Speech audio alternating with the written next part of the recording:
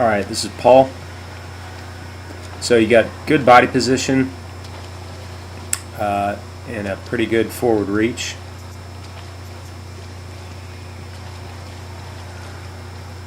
Your head's not coming out of the water too much when you turn to breathe, that's good.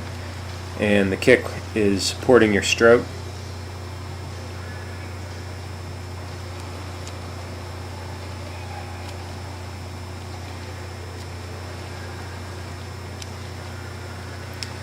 Your left arm, you could probably enter your hand a little closer to your head.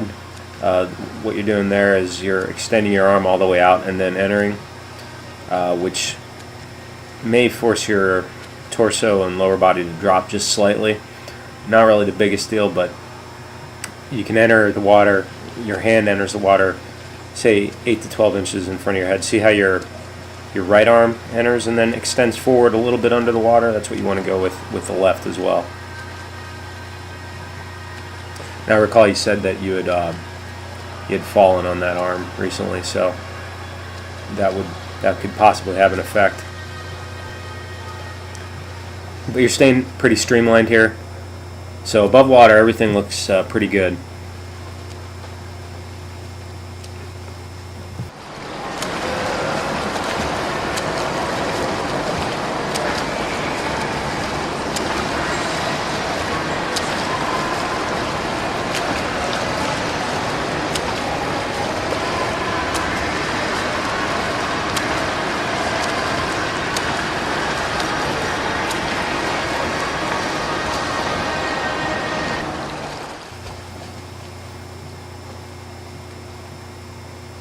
So good rotation that you can see here from the back. You're going side to side.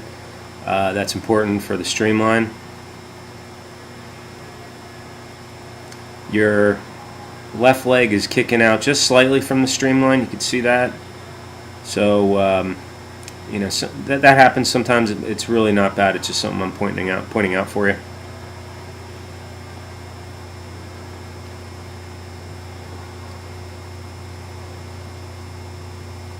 You might want to practice breathing on both sides just to improve your balance in the stroke.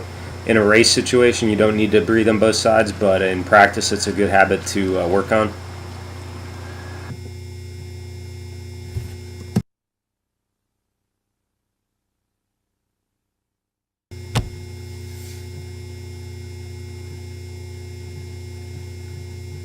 There we go, underwater.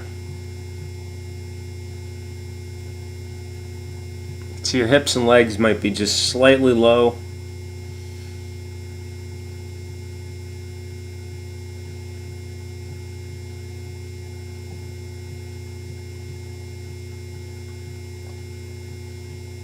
Your arms initially are doing what I call a straight arm pull.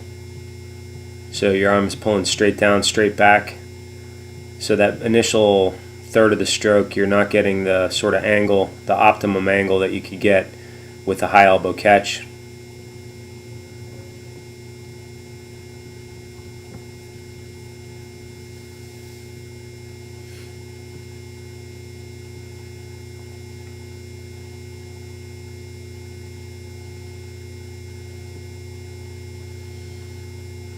And that right arm is doing a bit of an elbow slip halfway through the stroke. So you're pulling straight down at the beginning, and then the elbow's leading the stroke back.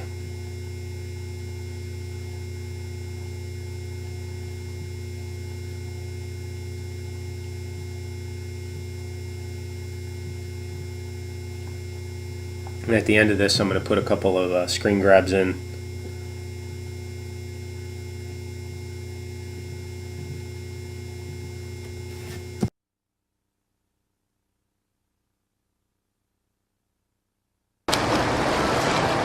Catch-up drill.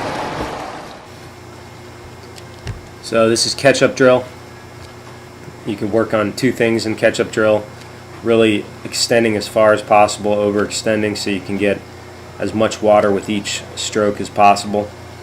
And then second part of catch-up drill is really focusing on the underwater catch, the high elbow catch, where your hand and forearm go vertical relative to the bottom of the pool.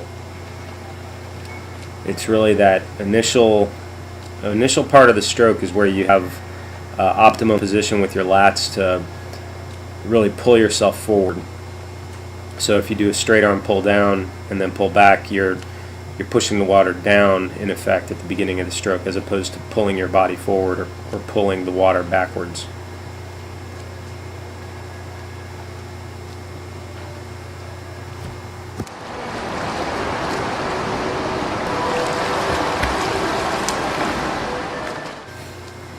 Alright, and then this is one arm drill. This is a great strength drill.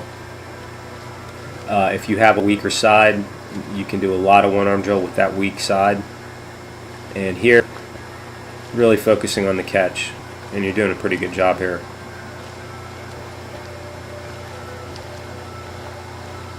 This will also force you to learn to be comfortable breathing on the side that you don't normally breathe on.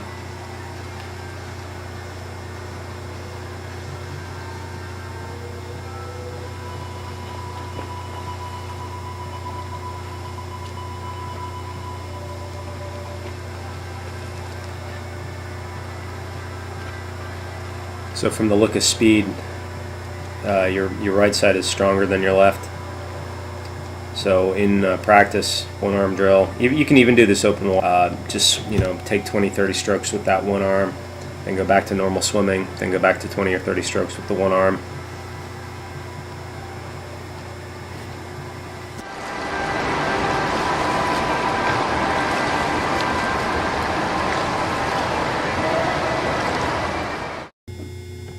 So here, good extension, good rotation. Arm starts pulling down.